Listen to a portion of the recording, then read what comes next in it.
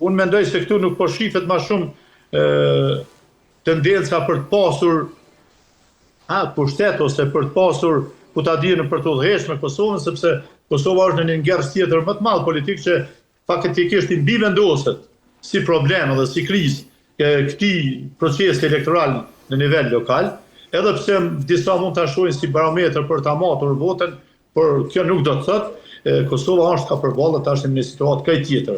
Por këto vota që u morën duhet t'i bëjnë të reflektojnë leadershipet, të mendojnë për reformat brendshme partijake dhe të mos fokusohen vetëm tek vota, por tek përgjegjësia. Aritmetika e pushtetit e dëmton leadershipin. Leadershipi nuk është me mendu për karrigen e pushtetit, leadershipi është me mendu për interesat e shtetit në fat gjatë dhe qytetarëve. E këte ende nuk po e reflektojnë liderët aktual, që pres të reflektojnë pas këtij rezultati zgjedhor, e aq më tepër të reflektojnë tani që do të përballemi me një proces që kemi vendin tërësisht në ngersh, edhe politik, edhe ekonomik, edhe social, edhe diplomatik, edhe sigurisë, me faktin se kemi një vit që nuk kemi bërë zgjedhje, nuk kemi bërë institucionet përkundër faktit që i patëm zgjedhjet, dhe tani jemi në një blokadë e cila po mendoj po e degradon edhe në aspektin institucional edhe funksional të shtetit.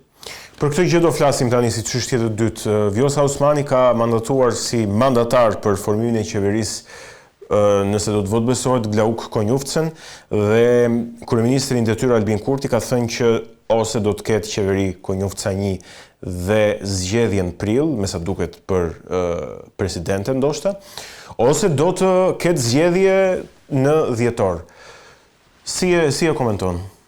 Tani, pyetja më logjike që unë e kam trajtuar si element, ka qenë pse pati paralajmërime për çtunën që iku, pse nuk u mbaj seanca për të provuar votimin e mandatarit dytë. Pse u shkaktua edhe kjo vonesë? E di që ka afate që t'japin mundësi. Mirë po na, dhe nëse i kem 15 ditë afat, ne kemi interes që këtu të testojmë brenda një dite. Me një thirrje një ku vendi seancët jashtëzakonshme, të gjitha këto që po bëhen të jashtëzakonshme, dhe provohet të votohet dhe të shkohet në zgjedhjen e tretë. Qoftë duke interpretuar gjuhën e kushtetutës pikën 3 që thotë i kalon pastaj mandati fituesit dytë të zgjedhjeve, qoftë duke gjetur një kompromis politik për të krijuar një qeveri kalimtare, ekspertësh që do ta përgatis vendin për zgjedhje duke bërë reformat e domosdoshme në mekanizmin vetë sistemit legislator zgjedhor, që është burim i gjitha krizave që ka sot Kosova. Dhe kuptohet vetë mendësia e leadershipit për cilin tash se duhet të reflektojnë se me këtë logjik nuk ndërtohet shteti dhe as nuk mund të bëhet stabil pushteti. E tash, pse nuk u mbajt seanca? Pa asnjë ekuivok, e di se nuk i kanë votat ashtu siç nuk i pati Albin Kurti si mandatari i parë i koalicionit fitues, nuk i ka as zoti Konjufca i cili u mandatuar nga presidentja për ta konsumuar mundësinë kushtetuese dhe nuk u testuan para zgjedhjeve lokale, para ballotazhit, sepse me këtë do të përçonin mesazhin tek qytetari se nuk ka nevojë të jenë të friksuar, mund të lirohen nga Afrika, mund të votojnë lirshëm. Vetëm lirimin nga Afrika në kuptimin e shantazhimit, abuzimit me mundësitë që t'jap pushteti, besaj abuzimit me mundësitë që t'jap qeverisja duke premtuar ku ta diun në buxhet 4 miliard, pagat 13, shpërblimin e qenerës studentëve një herë që 4-5 vite në qeverisje, abuzim me nonat atje që ja u rrit në 20 euro lindjen e fëmisë, e të tjera. Pra, gjitha këto forma manipulative që njerëzit e pandërgjeshëm i përdorin për të abuzuar me qytetarin, me varfrinë, me skambjen dhe me gjendjen e mirushme në cilën sot janë në Kosovë. U bën gjitha këto makinacione, ja ku jemi. Por është më së qartë edhe shumica parlamentare e shqiptarëve, por edhe disa të pakica kombëtare minoritetet që janë aty, kanë dëshmuar se nuk kanë votë për një qeverisje Kurti apo lëvizje vetëvendosje. Sepse kjo do të ishte një bashkëpunim me këtë spektër politik i cili faktikisht për këto vite qeverisje e ka degraduar edhe në aspektin politik, edhe institucional, edhe zhvillimor dhe në çdo aspekt tjetër të jetës që zhvillohet në Kosovë e ka degraduar shtetin. E ka devalvuar dhe degraduar edhe vetë identitetin e qytetarit, pra e ka kthyer qytetarin në një person pa identitet, pa integritet, në një person që kur thon pa identitet është kthyer në hipokrit, e ka friksuar në palë, sepse rrezikon me vendin e punës, rrezikon me tarmën e vet, edhe titull shkencor, po të ketë doktor shkence, nuk depërton pos që i nështruar i partisë, ideologjisë dhe mekanizmat që kanë ndërtu ky spektër politik që po mundohet ta instaloj edhe autokracinë e individit, edhe të grupit, por edhe një lloj diktature të paquajtur, sepse fryma e demokracisë nuk e lejon më zhvillu, por që në një farë forme e ka shtrirë në Kosovë dhe sot qytetari është i frikësuar. Dhe lërimi nga frika do t'i lëshoj rrugën pastaj zhvillimit të demokracisë. Kjo është situata. Presidentja do duhet nga pozicioni i saj të ketë rolin bipale. Ta ruaj unitetin politik, ta ruaj unitetin e spektrit politik. Mirë po, është një pozitë si person, si individ, e komprometuar, sepse po i shërben duke dhënuar edhe gjykatën kushtetuese, edhe kushtetutën, edhe pozicionin e saj si presidente, për të realizuar, për të luajtur lojën e Albin Kurtit, i cili me çdo kusht pretendon ta mbajë qeverisën, sepse është në mes asaj që thuhet skilës dhe karizmës. Pra, në njërën anë i ka sponsorët e vetë politik, të cilët funksionojnë sipas kodit të kartelave. Pra, institutit juridik që njihet ndershmërinë mes hajdutëve. Dhe dijen kostoja nëse ti nuk përmbush obligimet që merr nga këto lloj sponsorësh, dhe në anën tjetër i ka Shtetet e Bashkuara të Amerikës dhe Bashkimin Evropian, të cilët janë aleatët tonë kryesor që Bashkimi Evropian e kem mosa sankcionuese që prej vitit 23 kur u largu nga Defender ushtarak, dhe tani kemi edhe ndërprerjen e dialogut strategjik me SBA-n që përfshin gjitha fushat, segmentet e zhvillimit të shoqërisë kosovare dhe është nën mosa sankcionuese, por rrezikon që të shpallet ose të publikohet, bëhet publik edhe në listën e ZSHV-ave, ku ai vetë figuron si një non grata i heshtur, i izoluar tërësisht nga jeta institucionale, ndërkombëtare apo diplomatike.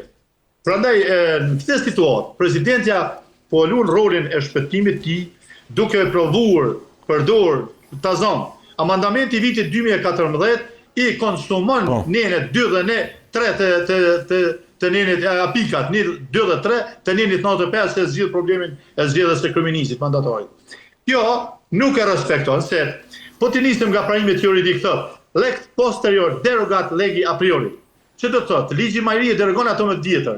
Amandamenti 2014 i konsumon të dyja pikat 2 dhe 3 sa i përket zgjedhjes mandatarit. Pra, ai që nominohet duhet shkojë me 69 nënshkrime.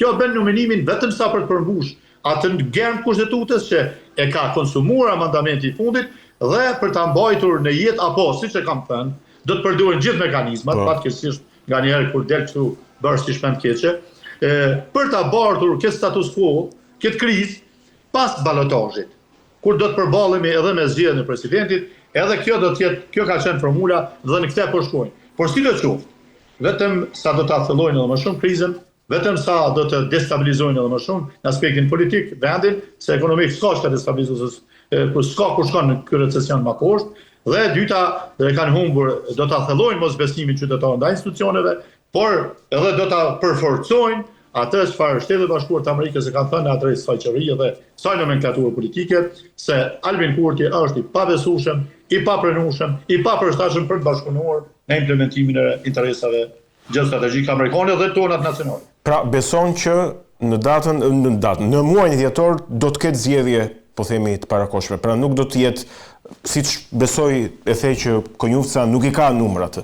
Kështu që natyrshëm ky shipe, tani këto rezultatet që po mundohen të zhurmojnë to lokale, mund të përdor edhe si barometër për imprajim të vetvetes apo të militantëve që përkrajnë, si quaj analfabet funksional që s'mendojnë me përtej asaj çfarë mendon Nishi, do të thotë teoria Machiavellit, identifikohen me unin e Nishit dhe sprovojnë me pa përtej out of sphere, me pa se si mund të zhvillohen procesi politik jashtë kësaj piramide ideologjike që shumë shpejt do të kthehet në viktim të vetë mekanizmat që vetë i ka prodhuar. Prandaj, ky testim mbase do ta inkurajojë masën e tij elektorale dhe ky do të provojë të përdorë si mekanizëm shantazhi ndaj partive tjera çështën e zgjedhjeve nacionale. Zgjedhjet nacionale do të jenë degradim edhe më tutje, zbritje në votë edhe më tutje Albin Kurtit. Dhe këtë e ka ndëshmuar edhe zgjedhjet e 9 shkurtit, nga ai që ishte në zgjedhjet e parë me 51%, 50.08% të 21 të vitit 21, si parti vetëm është në 25%, me koalicionin 42%. Në një testim ka rënë 34%, për ky do të shkoj tek 16 deri 22%. Këtu do ta ketë atë bastionin e votave apo numrin e sasinë e votave. Kështu që unë mendoj se nuk i konvenon. Çka ka këtu tjetër problem? Problemi është se ky duhet me mbetë në qeveri me çdo kusht. Dhe duhet ta kontrolloj kryeministin dhe ministrinë e jashtme, sepse ky ka devijuar tërësisht nga kursi i veprimit politik i koordinuar me Shtetet e Bashkuara të Amerikës dhe aleatet në Bashkimin Evropian, por i monitoruar përcaktueshëm, determinueshëm nga SBA. Që të mos devijojmë nga ajo çfarë është arritur me sakrificë, me luftë dhe me lojë ndërkombëtare. Pra Kosovën e lior nga SBA në kufit ekzistues. Dhe në emër të kësaj, ka bërë planin franko-gjerman që krijon autonomi territoriale politike pa asnjë ekivoke. Në veri statutin e këtij asociacioni që e promovon autonominë territoriale sepse i referohet rezolutë 1244, e cila në hyrje njeh integritetin territorial të Serbisë. Prandaj ky po lufton të mbetet në qeverisje, ta kontrollojë edhe kryeministrin, pozitën e kryeministit, edhe të ministrit jashtëm, që do t'i ndrojë me zotin Konjufca. Mirë po, një është të sigurt se votat në parlament nuk i ka. Vota për të në parlament do të thotë mbështetje e tij për zhbërjen kushtetuese të Republikës Kosovës. E tani, këtu duhet mos të harrojmë edhe aleatet tonë, të cilët na sugjerojnë të njëjtën gjë, apo Shtetet e Bashkuara të Amerikës, aleatin kryesor, që thotë edhe hapur. Po ti referoheni. Po jap një element që do ta kërkon një emision veçantë për të trajtuar. Veç çështjen energjetike. Komplotin energjetik që është bërë mes Rusisë dhe disa vendeve të Bashkimit Evropian për të mos me leju as gasifikimin e Kosovës, as energjinë alternative, as ndërtimin e termocentralit 3, që ishin projekte që i shtynin SBA-t dhe luftën e këtyre shteteve, veçanti Merkelit që ka pas një qendrim zbutur në raport me Rusinë, apo Macron që ka një qendrim diplomatik mas softi sa i përket Beogradit dhe një urë lidhëse mes lindjes dhe perëndimit. Do ta shihni se promovimi i Albin Kurtit në para zgjedhjeve të tetorit 2019 ishte pikërisht synimi për ta sjellë në pozitën e qeverisë kryeqeveritarit dhe për të bllokuar të gjitha nismat në amerikane për rajonin. Këto janë pra elementet që duhet parë në këtë prizë baxher geostrategjik për me pas se cili është misioni i tij dhe nga vijnë sponsorët e tij. Dhe pse ky bën gjithë këtë luftë pa kurfar ndershmërie, kushtimisht, për të qenë në pushtet. E unë mendoj se qytetarët e kanë lexuar, votuesit në parlament, deputetët e kanë lexuar, as aleatet tonë na kanë sugjeruar, dhe unë mendoj se këtu do të jetë edhe fundi politik i tij, përndryshe Kosova shkon drejt zhbërjes, ky po mundohet me instalu një krizë tillë në Kosovë që do ta çojë ndoshta edhe në një përplasje civile, vetëm që të bëjë eliminimet politike të atyre që e pengojnë këtë rrugtim, që është i detyruar të ecë, ose i ndodh ajo çfarë thash më herët, sepse është i financuar nga sponsorizues që funksionojnë me logjikën e kartelave apo ndershmërisë me saj duhet. Qartë, mirë. Zoti Berisha, unë të falenderoj për bisedën edhe për opinionet që shpreh në studio. Faleminderit edhe ju për mundësinë për së. Ishim me zotin Hisem Berisha nga Partia Demokratike e Kosovës, folëm pak për zhvillimet e fundit në Kosovë me fokus te zgjedhjet, por edhe tek mandatari që për formimin e qeverisë dhe tek probabilitetet e asaj se çfarë mund të ndodhë së shpejti në Kosovë. Ne do të rikthehemi vetëm pas pak në pjesën tjetër të bisedës. Unë kam kënaqësinë të kem lidhje të drejtë për drejtë me studion time studiuesin e çështjeve të sigurisë globale dhe marrëdhënieve ndërkombëtare Elianos Kasa. Elianos, përshëndes dhe faleminderit që jemi së bashku. Përshëndetje, faleminderit që ishme përftesë. Mirë, kemi patur disa zhvillime, do të merremi me to, do ta nisim me samitin mes Shteteve të Bashkuara të Amerikës dhe vendeve të Azisë Qendrore. Pyetja ime është kjo: ç'punë kanë Shtetet e Bashkuara të Amerikës që të organizojnë një samit me vende të cilat janë tradicionalisht pjesë e hapësirës politike dhe kulturore, po themi, dhe të ndikimit gjeopolitik të Rusisë? Çfarë mund të na thuash më shumë? Atëherë, gjatë kësaj jave në Washington është zhvilluar samiti midis 5 vendeve të Azisë Qendrore, Kazakstanit, Uzbekistanit, Kirgizistanit, Turkmenistanit dhe Taxhikistanit, ndaj qeverisë të Shteteve të Bashkuara të Amerikës. Ky është një format i aplikuar dhe më parë prej qeverisë të presidentit Trump dhe mund të shikohet ose të analizohet një aspekt më të gjerë si një efort e Shtetet të Bashkuara të Amerikës për të minuar, le të themi, atë që ju e quat sferë politike të Rusisë në Kaukaz dhe Azinë Qendrore, si dhe në vende aleate si Bielorusia. Le të kujtojmë që me ardhjen e kabinetit të ri presidencial të presidentit Trump, situata ka ndryshuar jashtëzakonisht. Marrëdhëniet me Bielorusinë dhe Shtetet e Bashkuara të Amerikës janë rilidur pothuajse në nivelin para 2021-shit, pra para vendosjes së sanksioneve, fillimit të konfliktit dhe protestave antiqeveritare në Bielorusi.